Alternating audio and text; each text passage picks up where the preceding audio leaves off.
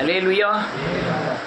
உங்களுக்குள்ள இருக்கிற இயேசுவின் தன்மை நீங்கள் சொல்லாமலே மற்றவர்களுக்கு கண்களுக்கு முன்பாக தெரியணும். அப்போ தான் நீங்கள் பேயின் பிடியிலிருந்து விடுதலையாக்கப்பட்டவர்கள் என்பதன் அர்த்தம். அல்லேலூயா. உங்களுக்குள்ள இருக்கிற கிறிஸ்து, உங்களுக்குள்ள இருக்கிற ஆவியானவர், நீங்கள் சத்தியத்தின் பாதையில் நடக்கிறங்கிற ஒரு காரியங்கள் நீங்கள் உங்களை பார்க்கும் பொழுது, உங்கள் பேசும் பொழுது அந்த சாயலின் தன்மை உங்களுக்குள்ளேருந்து வெளிப்படணும். அல்லேலூயா. வெளிப்படுது மட்டுமல்ல, உங்கள் சொந்த பந்தங்களெல்லாம் உங்களுக்கு பயங்கரமாக குறை சொல்லணும், பைத்தியக்காரன்னு சொல்லணும். அல்லேலூயா. முட்டாள்னு சொல்லணும். நீங்கள் உங்களை பார்த்து பயங்கரமாக கேலி பண்ணணும். அப்போ தான் நீங்கள் நல்லா இருக்கீங்களுக்கு உண்டான அடையாளமே அதுதான். அல்லேலூயா. பைத்தியக்காரனாக ஆகணும். ஆனால் தான் உங்கள் கூட நீங்கள் தேவனை நம்புதீங்கன்னு உண்டான அடையாளங்கள். வானத்திலேருந்து தண்ணியே மழையை பெஞ்சதில்லை. தண்ணியை அவங்க ஓடையிலையும் ஆற்றுலையும் தான் பார்த்துருக்காங்க. நோவா நின்று 100 வருஷமாக சொல்கிறான், மேலே மலையிலேருந்து மேலே வானத்திலேருந்து தண்ணி மழை பெய்ய போகுதுன்னு. எவ்வளோ பைத்தியமாக நினச்சிருப்பாங்க. எல்லாம் சிரிக்கும். அது எப்படிப்பா வானத்திலேருந்து தண்ணி பெய்யும்? நான் ஊற்று வாய்க்காலில் ஓடையில் போகிற தண்ணியை தான் பார்த்துருக்கேன், வானத்திலேருந்து எப்படி தண்ணி விழும் அப்படின்னு அவனை பார்த்து சிரிக்காங்க. அவன் தேவ பிரசன்னத்தில் இருந்தான், அவன் தேவனுடைய பாதத்தில் இருந்தான், அவன் தேவனை பின்பற்றினான், அவன் தேவ வசனத்தை பின்பற்றினான். உலகம் பைத்தியம் என்று நினைத்தது. அவன் மேலே இயேசு வெளிப்பட்டார், தேவன் வெளிப்பட்டார். அல்லேலூயா. ஆபிரகாமை பாருங்க, 90 வயசு ஆயிட்டு, கற்பம் செத்துட்டு, மனைவியோட கற்பம், இவன் பிள்ளை பெருகு கூட்டான வழியே இல்லை. அவன் சொல்றான், நான் ஒரு குழந்தை பக்க போறோம்னு. எவ்வளவு பெரிய பைத்தியக்காரத்தனம். அல்லேலூயா. பைத்தியத்திலும் பெரிய பைத்தியமா இருக்கும். பவுல் சொல்லும்போது சொன்னார், பைத்தியமாய் தோன்றுகிற பிரசங்கத்தினாலே. ஆனால் அவனுக்கு 90 வயசு ஆகிட்டு, அவனுக்கு 100 வயசு ஆகிட்டு. ஆனால் கர்த்தரை நம்பினான், தேவன் தருவார்னு. கிதியோனை பாருங்க, 30,000 யுத்தத்துக்கு போகிறாங்க, 30,000 பேர் வந்துட்டாங்க. பயவனும் திகிலும் உள்ளவன் எவனோ அவன் ஓடி போக கடவன்ட்டார். உடனே அங்கே மிஞ்சினது 20,000 பேர். 20,000 பேர்லையும் ஆற்றுல கொண்டு போய் தண்ணி குடிக்க சொல்லு, நக்கி குடிக்கவங்கள சேர்த்துக்க, கோரி குடிக்கவங்கள போக சொல்லிடு அப்படின்ட்டார் ஆண்டவர். நக்கி குடிக்கவங்க 300 பேர் தான் இருந்தாங்க. 300 பேரை வச்சு யுத்தம் பண்ண போகிறாங்க. அங்கே எதிர்த்தால நிற்கிறவங்கள மனலந்தனையான ஆள்னு போட்டிருக்கு வேதத்தில். எவ்வளவு பெரிய பைத்தியக்காரத்தனம். பைத்தியத்துல என்ன பைத்தியம் என்ன? அல்லேலூயா. எங்க போறோம்னே தெரியாம ஆபிரகாம் புறப்பட்டு போறான். நான் காண்பிக்கிற தேசத்துக்கு போன்னு வேதத்தில் இருக்கு. அவன் போற இடமே அவனுக்கே தெரியல. போறான். எதை நம்பி போனான்? தேவனை நம்பி போறான். தேவன் அவனை நடத்துவார், தேவன் என்னை பலப்படுத்துவார். இதைய தேவ பிரசன்னம். எலியா சொல்றான், தேவனுக்கு முன்பாக நிற்கிற நான் மழை பெய்யாத வையாதே. இதுதான் தேவ பிரசன்னம். தேவ சமூகத்தில் என்னன்னா, அவருக்கு முன்பாக இவன் நிற்க, இவனுக்கு முன்னால கர்த்தர் நிற்கிறார். அதுதான் தேவ பிரசன்னம். அநேகர் தேவ பிரசன்னத்தை இழந்ததுனால தான் உலகத்தில் விசுவாசத்தின் பலனோ, நம்பிக்கையின் பலனோ, அல்லது தைரியமோ, அல்லது சமாதானமோ அற்று போகிறார்கள். நீங்கள் வேத வசனத்தை ஜெபம் பண்ணுறது மட்டும் போகாது. வேத வசனத்தை உங்கள் இருதயத்தில் தியானித்து வாயினால் அறிக்கை செய்யணும். 100 வயசில் ஆபிரகாம்கிட்ட சொல்லார், நீ திரளான சந்ததிக்கு தகப்பனாக இருப்பாயின்னு. உன் பேர் ஆபிரகாமில் ஆபிரகாம் எனப்படுவாயின்னு வேதம் சொல்லுது. சிறியவன் அர்த்தம் ஆபிரகாம்னா. அநேக ஜாதிகளுக்கு நீ தகப்பனாவாய், உன் ஜாதிகளில் ராஜாக்கள் தோன்றுவார்கள். நம்புதான். நீங்கள் தேவ சமூகத்தில் ஜெபம் மட்டும் வராது, வேத வசனத்தின்படி நடந்து தேவனை எவ்வளவு தூரம் நம்புகிறீங்களோ அதுதான். அப்போ தான் நீங்கள் தேவனுடைய கிரியைகளே செய்ய முடியும். இஸ்ரவேல் ஜனங்கள் பூராமே கோலியாத்தை கண்டு பயந்து ஓடுவாங்க. ஒரே ஒருத்தன் முதல் பயப்படாம அடிக்கும். நான் சேனைகளின் தேவனாகிய கர்த்தருடைய நாமத்தினாலே வருகிறேன் அப்படிங்கும். அதான் தேவ பிரசன்னம். அதுதான் உங்கள் தைரியப்படுத்த தேவ பிரசன்னம். இல்லைன்னா ரெட்டை வாழ்க்கை தான் வாழணும். அங்கேயும் இங்கேயும் அலசடி போட்டு தான் வாழ வேண்டியது இருக்கும். கடலுக்குள்ளே தான் நம்ம போயிட்டுருக்கோம். கடலுக்குள்ளே பெரிய பெரிய திமிலங்கள்லாம், நம்ம முழுங்கக்கூடிய திமிலங்கள்லாம் இருக்குது உலகத்தில். ஒன்று திமிலங்கத்தை கொல்லணும், இல்லைன்னா நம்ம கொண்டு இவர் மேலே தான். அதோட இன்னொரு வழி இருக்குது. நீ கடல் மேலே நடக்கணும். கடல் உலகத்தில் மேலே நடக்கணும். பிரசன்னத்தினால, தேவ பிரசன்னத்தில் இருந்து, தேவ அபிஷேகத்தில் இருந்து, வேத வசனத்தை இருதயத்தில் வைத்து, விசுவாசத்தின் பாதையில் தேவனை நம்பி, உலகத்தின் பாடுகளுக்கு மேலே, கடல்களுக்கு மேலே அலலையாக நடக்கணும்.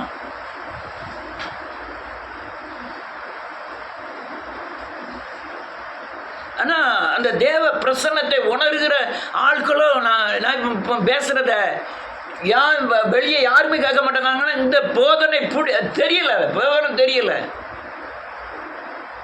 உலகத்தில் 100 மடங்குல 70 மடங்கு தண்ணி இருக்கு. தண்ணி இருக்கா? 30% தான் நிலமே, 100%. ஆனால் அங்கே பஞ்சம், தண்ணிக்கு பஞ்சம். இந்தியாவிலையும் தண்ணிக்கு பஞ்சம் எத்தனை இடங்கள்ல. ஏன் அந்த தண்ணியை வாங்கி கோரி குடிக்க வேண்டியதானே?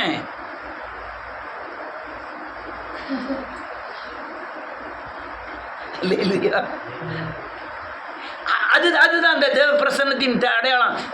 தேவ பிரசன்னம் நிறைஞ்சிருக்கு. யாரு அதை ஏற்றுக்கொள்ளுகிறாரு? அந்த அதுதான் அவங்க வாழ்க்கையை வழி நடத்தும். தேவ பிரசன்னம் சமூகம்னு சொன்னான் மோசே. உங்களுடைய சமூகம் எனக்கு முன்பாக போகலன்னா என்னை அனுப்பாதிருமா ஆண்டவரே, என்னை போக சொல்லாதையும். கிறிஸ்துவ ஜீவியமும் அப்படிதான். நீங்கள் தேவ பிரசனம் இல்லைன்னா நீங்கள் கிறிஸ்துவ ஜீவியம் உலகத்தில் நடத்துறது ரொம்ப சங்கடமானது. அல்லேலூயா, ரொம்ப சங்கடமானது. ஐயா நான் இப்போ நல்லா இருக்கேனே, நல்லா இருப்பீங்க. இந்த கொஞ்சம் இருக்கிறதுனால கொஞ்சம் சமாதானமும் கொஞ்சம் கஷ்டமும் கொஞ்சம் இப்படி போயிட்டு இருக்கு.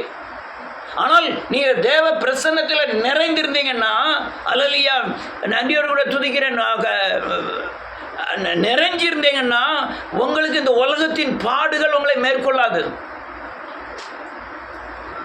பவுல் சொல்றான், புறப்படுற இடம்லாம் பரிசுத்த ஆவியானவர் எனக்கு சங்கடமும் துர்க்கமும் துன்பமும் இருக்குன்னு சொல்லிட்டு இருக்காரு.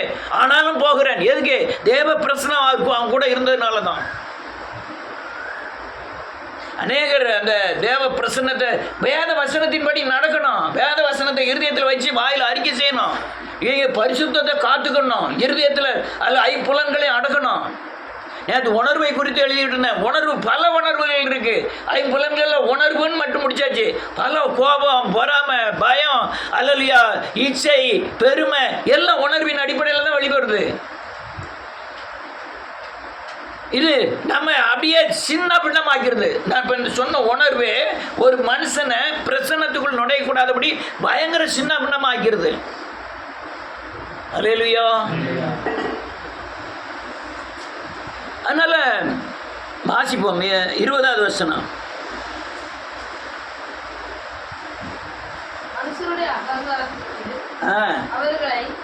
சமூகத்தின் மறைகளை மறைத்து நாவுகளின் சண்டைக்கு அவர்களை விலக்கி ஒரு கூடாரத்திலே ஒளித்து வைத்து காப்பாற்றுகிறீர். வேதம் தெளிவா சொல்லுது. சமூகம் என்ற பிரசன்னம் என்ற கூடாரத்திலே மனுஷனுடைய அகங்காரத்திற்கும் மனுஷனுடைய யுத்தத்திற்கும் உன்னை பாதுகாக்கிறார்.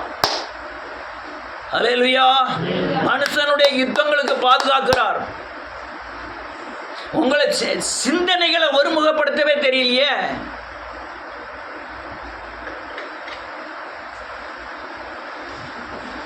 சிந்தனையை தேவனுக்குள்ளே நீங்க வைக்க தெரியணும். வச்சுக்கிட்டாதான் உங்க தேவ பிரசன்னம் உங்களுக்குள்ள நிற்கும். பாவம் மேற்கொண்டது, பாவம் செய்யாத ஆளை ஒருத்தரும் கிடையாது. உடனே மனம் திரும்பி தேவனுக்குள்ள வந்தாதான் பிரசன்னம் நிற்கும்.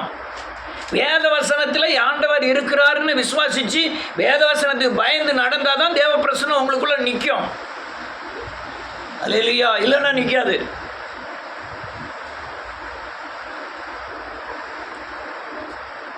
கோபம்லாம் பயங்கரமான ஒரு பேயின் பயங்கரமான தன்மை, மூடத்தன்மை, அது ஒரு பயங்கரமான பேயின் தன்மை.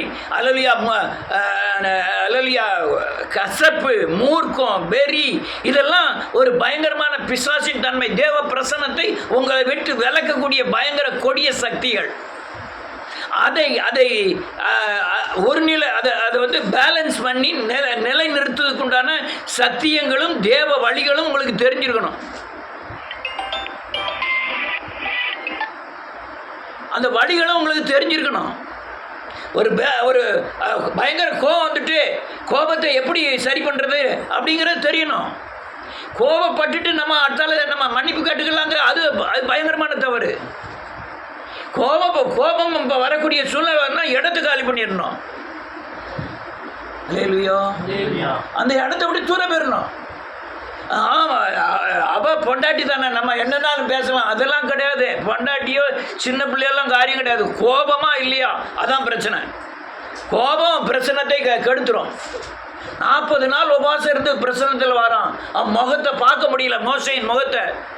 2 கையிலையும் அல்லையா தேவனுடைய கட்டளை கற்பனைகளை எழுதி வாங்கிட்டு வரான். கீழே பார்க்குறான், பயங்கர கோபம் வந்துட்டு 40 நாள் உபவாசம் இருந்ததே மறந்துட்டான். கோபம் என்ன செஞ்சுது, உடச்சி டப்புன்னு கீழே போட்டு உடச்சிட்டான். ஆண்டவர் சொல்றாரு, நான் அவங்கள பூரா அழிக்க போறேன், என் பேரனை கிறுக்கி போட்டுருவேன் அப்படிங்க. நீ முதல்ல இப்போ போய்க்கோ, பின்னால் அதுக்கு உண்டான தீர்ப்பு வரும் போ அப்படின்றாரு. உன்னுடைய அந்த பிரசன்னத்தை இழப்பதற்கு உண்டான தீர்ப்பு பின்னால் வந்துடும். நீங்கள் ரொம்ப அவமானம், நிந்தை, நெருக்கு, அந்த சுடுசொல், இதுக்கெல்லாம் ரொம்ப வீராப்பு பட்டீங்கன்னா நீங்கள் பிரசன்னத்தை காக்க முடியாது. என்ன இப்படி பேசலாம்,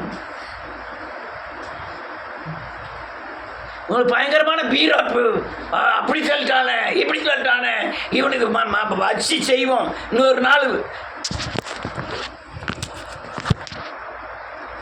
நாள் வரும்போது இவனுக்கு கண்டிப்பாக திருப்பி செய்யணும், வைக்கணும். இதெல்லாம் உங்களுக்கு தேவ பிரசன்னத்தை உங்களை விட்டு விலக்கிறோம். விலைக்கு என்ன செய்யும்னா அது உங்களுக்கு ஆலோசனை சொல்லும். இன்னும் தேவ பிரசன்னத்தை தேவனை விட்டு பிரிக்கக்கூடான ஆலோசனைனா உங்களுக்கு வந்து மனுஷன் பேசுகிற மாதிரிலாம் இருக்காது. உங்கள் கிரியைகள்லாம் அது வெளிப்பட்டு தேவனை விட்டு உங்களை பிரிக்க ஆரம்பிக்கும். அல்லேலூயா. ரொம்ப தேவ பிரசன்னம் முக்கியம். இப்போ நான் போயிட்டோம்னா நான் பாஸ்டர்னு ஒரு ஆள் கண்டுபிடிக்கணும், ஊழியக்காரன் அப்படின்னு கண்டுபிடிக்கக்கூடிய அளவுக்கு நம்ம மேலே தேவன் தெரியணும். மோசேட்ட முகத்தை பார்க்க முடியலன்னு முக்காடு போட்டுக்கிட்டாங்க. நீர் பேச ஆண்டவர் பேசுவானா, நீ ஆண்டவர் பேச நீ பேச அப்படின்னு சொல்கிறோம். அந்த அளவுக்கு தேவ பிரசன்னத்தினால், அந்த தேவ சமூகத்தினால் நிறைந்திருந்தான். ஒரு வசனத்துக்கு அங்கே தேவ பிரசன்னம் என்ன இருக்குது அப்படின்னு 139வது சங்கீதம்.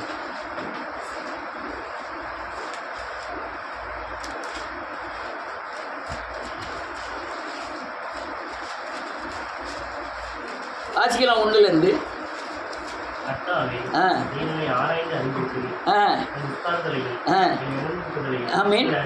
அறிந்திருக்கிறேன். இதுதான் தேவ பிரசன்னம். நம்மளை அறிஞ்சிருக்கிறாரா? நான் பாவம் செய்யும்போது முகம் மறைக்கப்படுகிறதுன்னு வேதம் சொல்லுது. நாங்கள் என் கண்ட்ரோல் பிசாசின் கண்ட்ரோலுக்கு போயிடுது. ஆனால் தேவன் நம்மளை அறியாமல் இருக்க அவன் விட்டுறாரு. அறியலைன்னா அவன் பற்றி தெரியாதுங்கிறதுல இல்லை. நீ பிள்ளைகள் தப்பு பண்ணுற பிள்ளைகள் சொல்கிறான், நீ எப்படியும் போயிட்டு போ, எனக்கு தெரியாது அப்படிங்க. ஆனால் அவனை பற்றி தெரியாதா? தெரியும். ஆனாலும் நீ எப்படினாலும் போயிட்டு போ. கொஞ்சம் நாள் அடங்கி பார்ப்போம், தண்ணி அடிக்காத, சிகரெட் குடிக்காத, கெட்ட பையங்க கூட சேராத. அதுக்கப்புறம் என்ன செய்வோம்?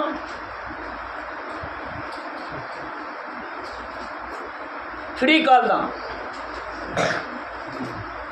ஃப்ரீயாக போயிட்டு இருக்கான்னு தான். அவனுக்கு தெரியும், அப்பா அம்மாவுக்கு தெரியும். அவன் தண்ணி அடிக்கிறான், சிகரெட் அடிக்கிறான், கெட்ட பையங்க கூட சேர்றான், செல்லெல்லாம் பயங்கரமாக பார்க்கான்னு தெரியும். நம்ம இன்னும் என்ன செய்ய? அதே மாதிரி தான் அவர் நான் சகலமே என்ன செய்கிறாரு, அறிந்திருக்கிறார். வேதம் சொல்லுது, அல்லலையா அறிந்திருக்கிறீர், உட்கார்தலையும் எழுந்திருத்தலையும் அறிந்திருக்கிறீர், என் நினைவுகள் எல்லாம் நீ என்ன செய்யறது நான் தூரத்தில் இருந்து பார்த்துக்கிட்டு அடுத்தல ஆமீன். சூழ்ந்து இருக்கிறீர். அதுதான் பிரசன்னம். என் உட்கார்ந்துல அறிந்திருக்கிறார், நான் நடக்கிற அறிந்திருக்கிறார், என் நினைவுகளை அறிந்திருக்கிறார், என் யோசனைகளை அறிந்திருக்கிறார், எல்லாமே தேவன் அறிந்திருக்கிறார். இந்த தாட் இருந்தாலே போதும், ஆண்டவர் என்னை பார்க்கிறார். அழகா சொன்ன அவ காண்கிற தேவன், அல்லேலூயா, காண்கிற தேவன். இது நீ எப்படியோ தெரியல, வாயெல்லாம், வாய், கண்ணு, அல்லேலூயா, காது, இதெல்லாம் ரொம்ப அடக்கணும். அடக்கி தேவனுக்குள்ள உங்களுக்கு, அதுதான் இடுக்கமான வாசல், அதுக்குள்ள நடக்கிறதுக்கு பழகணும். இல்லைன்னா சின்ன உபத்திரம் உங்களுக்கு பெரிய உபத்திரமா தெரியும், சின்ன பாடுகள் பெரிய பாடுகளாக தெரிய ஆரம்பிக்கும். தேவ பிரசன்னம் இல்லைன்னா நீ அந்த இதெல்லாம் அசால்ட்டாக நினைப்பீங்க. தேவ பிரசன்னம் இருந்ததுன்னா வசனத்துக்கு பயப்படுவீங்க, அதே அளவுக்கு பாவத்துக்கு பயப்படுவீங்க. அல்லேலூயா. அடுத்தால என்ன எழுதிருக்கீ? ஆமீன். நாவில் நான் ஜோம் பண்ண போகிறேன். என்ன ஜோம் பண்ண போகிறோம்னு நான் யோசனை பண்ணிக்கிட்டு இருக்கேன். யோசனை பண்ணதுக்கு முந்தையே யார் அறிந்திருக்காராம்? கர்த்தர், அவர் அறிந்திருக்கார். நாவில் சொல் பிறவாது இருக்கு பண்ண, நீ என்ன ஜோம் பண்ண போகிறேன்னு நான் அறிந்திருக்கிறேன். இதுதான் ஏன் தேவ பிரசன்னம்.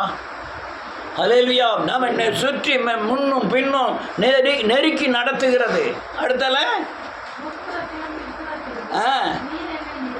ஆமீன், ஆமீன். முன்னாலேயும் பின்னாலேயும் நெருக்கி அவர் என்னை நடத்துகிறார். இந்த தேவ சமூகம், இந்த தேவ பிரசன்னத்துக்குள்ள நீங்கள் கண்டிப்பாக வரணும்.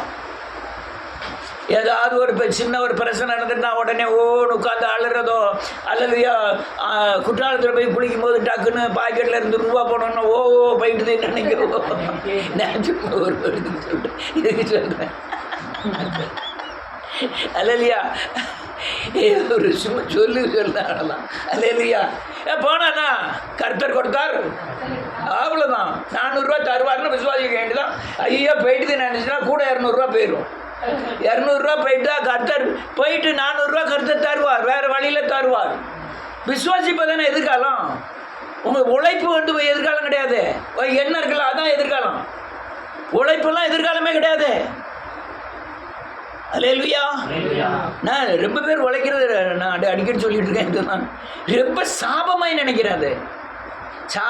சாப்பிடாம வாயை கட்டி வயிற்று கட்டி கஞ்சி கூட குடிக்காம ஓடி ஓடி உழைச்சி எவ்வளோ பெரிய சாபம், எவ்வளோ பெரிய. நான் சொல்ல உழைக்க வேண்டாம்னு சொல்ல, நல்லா உழைங்க. பண்படுத்துறதுக்கு தான் ஆம்பளையாளை தேர்ந்தெடுத்தார் கர்த்தர். நிலத்தை உழுவதற்கும் பண்படுத்துக்கும். அது பின்னால் கூட அது உனக்கு முள்ளும் குறுக்கும் முளைக்கும்னு சாபத்தை விட்டுட்டாரு. கிள்றதெல்லாம் சாபம்னு சொல்லிட்டாரு. ஆனால் நல்லா உழைங்க, நல்லா எஞ்சிங்க, நல்லா உடுத்துங்க, நல்லா சாப்பிடுங்க. உண்பதும் உடுப்பதுமே தவிர இந்த பூமியில் ஒன்றும் அனுபவிக்கப்படுறது ஒன்றுமே கிடையாது. அதனால் நல்ல பிரசங்கி சொல்கிறான், எல்லாம் மாயை. சாப்பிடுங்க. கர்த்தருக்குள் சந்தோஷமாக இருப்பதே பலன். கர்த்தருக்குள்ள சந்தோஷமாக இருங்க, உழைங்க, சாப்பிடுங்க. ஆனால் உழைப்பு தான் பிழைப்பும் அல்ல, உன்னுடைய எண்ணங்கள் தான், அல்லையா, உன்னுடைய உழைப்பு தான் எதிர்காலமும் அல்ல. யார் வாரிக்கொள்வார் போவான் என்பதை அறியான். அல்லேலூயா. அதனால தான் உங்க எண்ணத்தில் ஆண்டவர் என்னை பாதுகாப்பார், ஆண்டவர் என்னை ஆசீர்வதிப்பார், ஆண்டவர் என் பிள்ளைகளை நல்ல படிக்க வைப்பார், ஆண்டவர் என் குடும்பத்தை காப்பார். இந்த விசுவாசத்தின் அறிக்கை தான் உங்க எதிர்காலமே அதில் தான் இருக்கு. அல்லேலூயா. அதில் தான் இருக்கு. என் தேவன் என்னை காப்பார். அநேக காரியங்கள். ரைட். அடுத்தால 5வது வசனம் 6. ஆமீன். இந்த அறிவெல்லாம் எனக்கு ரொம்ப எட்டாதான் இருக்குயா. அவர் தேவ பிரசன்னம் செய்கிற காரியங்கள். அல்லேலூயா. நீ தேவ பிரசன்னத்தை வந்து மோசேட்டு தான் ரொம்ப பார்க்குறான். மோசே அடிக்கடி தேவனை போய் சந்திக்கிறான். ஏன் மோசேட்டு அதிகமாக இருந்தது அப்படின்னு நீங்கள் கேட்டிங்கன்னா, 6 லட்சம் பிசாசை நடத்துவதற்கு ஒரு மனுஷன் தேவைப்படுறான்.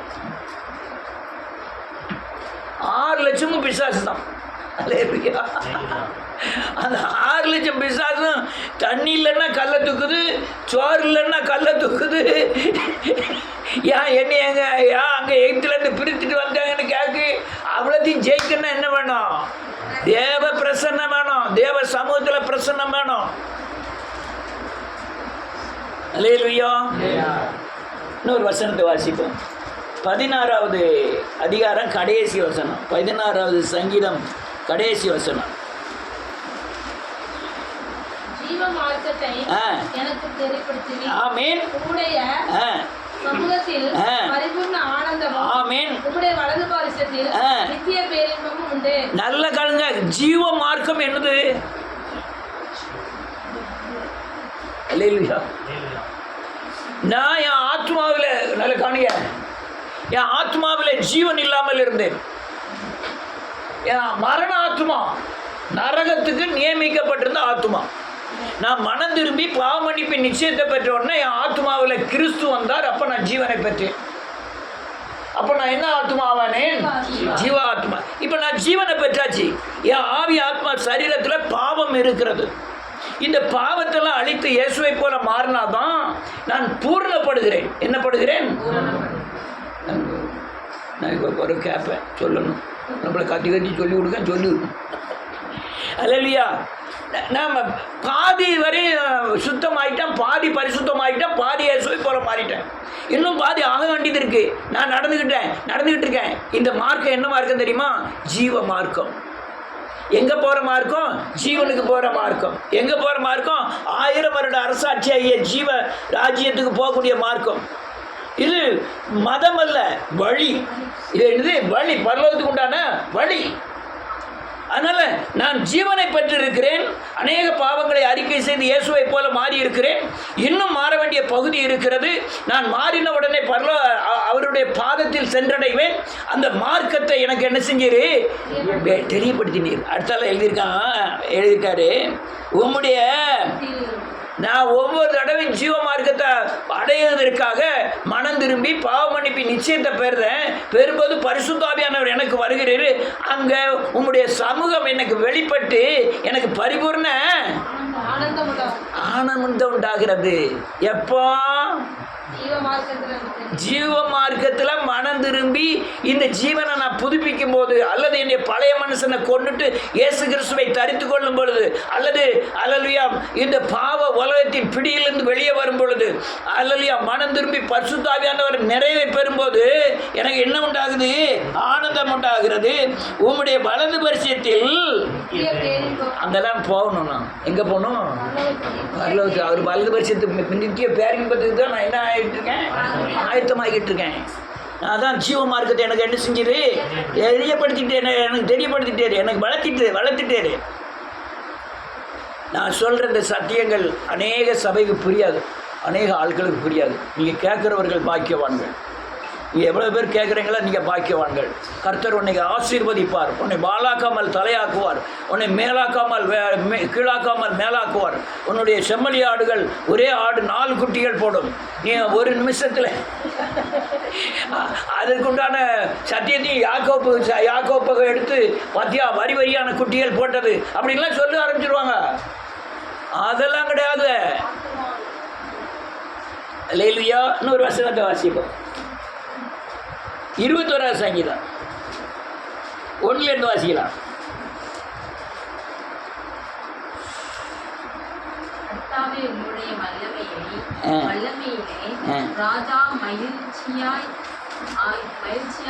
இருக்கிறார்.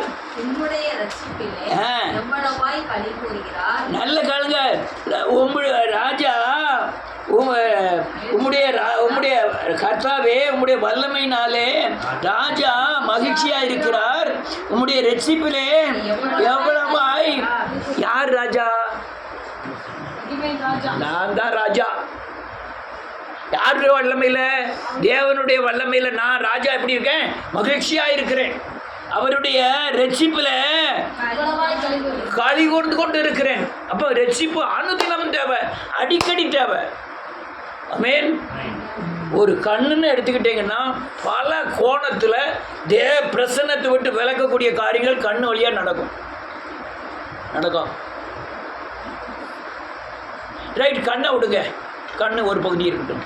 வாயை எடுத்துக்கிடுங்க. இயேசுவை விட்டு பிரிக்கிறதுக்கு உண்டான வழிகள் வாயினால பல காரியம் நடக்கும்.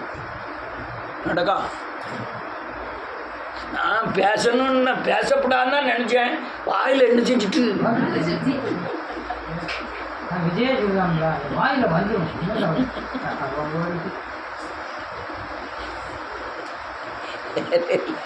நான் வீட்டுக்காரியை பேசப்படான்னு நினச்சேன், வீட்டுக்காரரை பேசப்படான்னு தான் நினச்சேன்.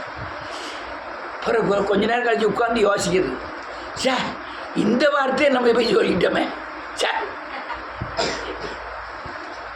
உண்டாகுதா இல்லையா?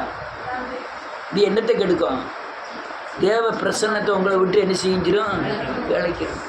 அதே மாதிரி காது, அது நான் ரொம்ப பார்த்ததில்ல. இந்த கண்ணும் இந்த உணர்வும் தான் ரொம்ப மோசமாக தெரியும். உணர்வில் மாத்திரம் கோவம் வந்துட்டுன்னு வச்சுக்கிடுவோம், கண் செவந்துடும், முகம் வேறு மாதிரி மாறிடும், ரத்த ஓட்டம் உடனே ரத்தம் ஓட்டம் சூடாகும், மூளை வேலை செய்யாமல் போயிடும், வாய் இருதயம் கண்ட்ரோலில் இருக்காது, இருதயம் தான் பேசணுங்கிற எண்ணமும் இருதயத்தில் வராது. அது பாட்டில் ரத்த ஓட்டம் வேகமாக ஆகி கை காலெலாம் விறுவிறுவிறுவிறுக்கும். பார்த்துருக்கியா? கோவம் வரும்போது பார்த்துருக்கியா? அப்படி கை காலெலாம் வரும், விறுவிறுவிறுவிறுவிறுன்னு வரும்.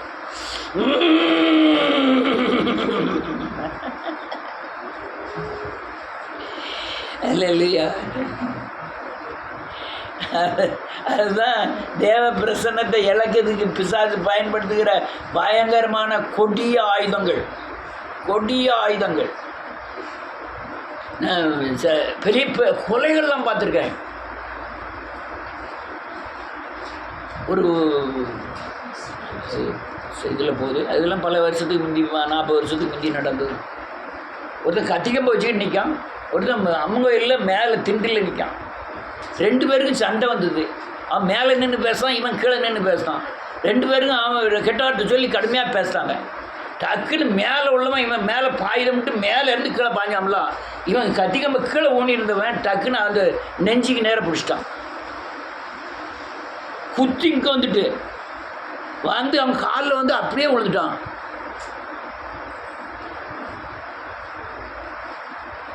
ஐயா இரட்டை ஆயுள் தண்டனை போட்டு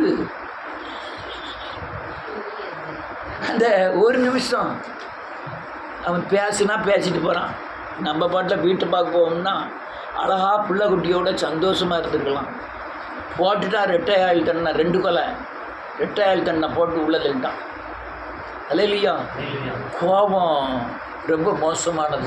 ரைட், இன்னொரு வசனத்தை அடுத்த லைன் எழுதிக்கிறேன், 2வது வசனம். இதெல்லாம் தேவ பிரசன்னத்தை கொண்டு வரக்கூடிய காரியங்கள். அவருடைய மன விருப்பத்தின்படி நீர் அவருக்கு தந்தருளி அவருடைய உதடுகளில் விண்ணப்பத்தை தள்ளாதிருக்கிறீர். உத்தம ஆசீர்வாதங்களோடு நீர் அவர்களுக்கு எதிர்கொண்டு வந்து அவர் சிரசின் மேலே போர்க்கிரீடம் தர்ப்பிக்கிறீர். வேதம் தெளிவா சொல்லுது, அவருடைய மன விருப்பத்தின்படியெல்லாம் அவருக்கு தந்தருளி அவருடைய உதடுகளின் விண்ணப்பத்தை தள்ளாதிருக்கிறீர். ஆசீர்வாதங்களோடு நீர் அவருக்கு எதிர்கொண்டு வந்து அவர் சிரசின் மேல் போர்க்கிரீடம் தர்ப்பிக்கிறீர். தேவ மகிமையில நிறைந்திருக்கணும். நான் அநேக நேரம் சொல்லியிருக்கேன், அநேக காரியங்கள் உங்கள் காதுக்குள்ளே வரக்கூடாது. அநேக இருதயத்திலேருந்து வாயில், இருதயத்தில் நிறைந்திருக்கிற காரியங்கள் எது இருக்கோ அதான் வாயில் வரும். நீ வேத வசனங்கள் உங்கள் இருதயத்தில் நிறைஞ்சிருந்ததுன்னா வேத வசனம் தான் உங்கள் இருதயத்தில் வெளியே வரும். இல்லைன்னா வேத வசனத்துக்கு உண்டான கிரியைகள் வெளியே வரும். நீங்கள் உலகத்தில் உள்ள தீமையும் அசுத்தமும் அல்லையா மேன்மையும் உள்ளே கிடந்ததுன்னா அதுதான் உங்களுக்கு வெளியே வரப்போகுது. அல்லேலூயா. அநேகர் நீண்ட ஆயுசோட இருக்க காரணம் என்ன தெரியுமா? இந்த சாந்தம், அமைதி, கெட்ட சுவாபம் இல்லாதவங்கெல்லாம் பாருங்க, கூட கொஞ்சம் வருஷம் இருப்பாங்க. அடிக்கடி ரத்தம் சூடாகி முகநாடி வேறுபட்டு அவங்க சீக்கிரம் ஹார்ட் அட்டாக் வந்து செத்து போயிடுவாங்க. ஆமாம், ப்ரெஷர் வந்துன்னா ஹார்ட் அட்டாக் வந்து செத்து போயிடுவான். யார்? இந்த பாக்கியராஜ் போன வாரமாக இப்போ செத்தான். அப்போ ஏதோ ஒரு பிரச்சனையில் இப்படியே காலம் இருந்துச்சு, கொஞ்சம் சத்தம் போட்டு யார்கிட்ட பேசியிருக்கான், நெஞ்சு வலிக்கிறான், அப்படியே ஆளை விட்டு கொஞ்சம் கோவப்பட்டிருக்கான், அவ்வளோதான், சொல்லி முடிஞ்சுது. வேதம் சொல்லுது. அடுத்தால 4வது வசனம் என்ன சொல்லுது? உம்முடைய அவர் உம்மிடத்தில் ஆ. ஆயுசை கேட்டார். நீர் அவருக்கு ஆமீன். தீர்க்க ஆயுசை கொடுப்பாரு. ஆயுசை அளித்தீர். ஆமீன். தீர்க்க ஆயுசை கொடுப்பாரு. தேவ பிரசன்னத்தில் இருந்து மாத்திரம் பாருங்க. ஐம்புலன்களை மடக்கி வேத வசனத்தை வாசித்து தேவனுடைய பாதத்தில் இருந்து தேவனோடு பேச ஆரம்பிங்க. உங்களுக்கு தேவ பிரசன்னத்தினால் நிரப்புவார். பெரிய நீண்ட ஜபம், நெடுநாள் உபவாசம் அதே வேண்டாம். ஒரு தேவ பிரசன்னத்தில் உட்கார்ந்து தேவ பிரசன்னத்தை உணர ஆரம்பிச்சிட்டீங்கன்னா கூட நீங்கள் எப்பவும் தேவ பிரசன்னத்தை காத்துக்கொள்ளலாம். அல்லேலூயா. அல்லேலூயா.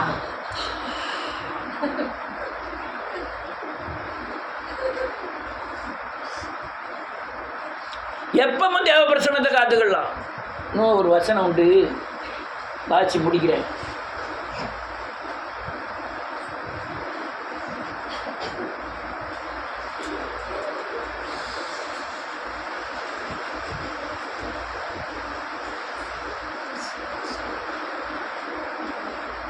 சங்கீதம் 9:3 வசனம்.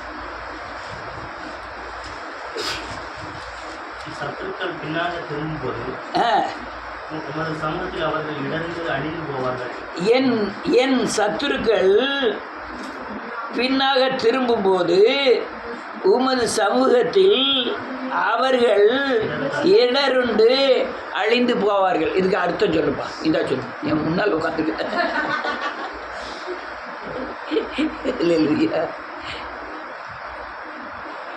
சத்துரு அங்கே போயிட்டு இருக்கான், நான் பின்னால் போயிட்டு இருக்கேன். என்னைய பார்க்கணும்னு சத்துரு திரும்புதான். யாரை பார்க்கானா? தேவனை பார்க்கானா. நமக்கு முன்னால் யார் போகிறா? தேவன் போயிட்டு இருக்காரு. எனக்கு முன்னால் தேவன் போகிறதுனால சத்துரு என்ன செய்கிறான்? அடர்ந்து விழுதான். எனக்கு முன்னால் யார் போகிறா? அவன் அழிக்கணும்னு நினைக்கிறது யார? என்னை அழிக்கணும்னு நினைக்கிறான். பின்னால் திரும்பும்போது இடர்ந்து அவக்களை விழுந்து சாகுறான். அல்லேலூயா. இதுதான் தேவ பிரசன்னம். தேவனுக்கு முன்பாக நிற்கிற நான் பேசுறான் எலியா, அதுதான் தேவ பிரசன்னம்.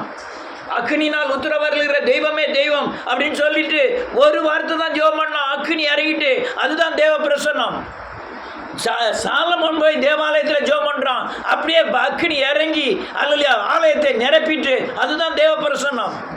எசேக்கியேல் எரேமியாலாம் அல்லையா தீர்க்க தரிசனம் சொல்லும்போது ஆலயத்திலிருந்து ஜெபம் பண்றான் எசேக்கியேல், உடனே தேவ தரிசனத்தை கொடுத்து தேவ பிரசனத்தினால் நிரப்புகிறார். அதுதான் தேவ பிரசன்னம். அல்லேலூயா. நீங்க தேவ சமூகம்னா முன்னாலன்னு அர்த்தம், பிரசன்னம்னு அர்த்தம், பார்வைன்னு அர்த்தம். அல்லேலூயா. அல்லேலூயா. இதுதான் அர்த்தம். சமூகம்னா என்ன அர்த்தம்?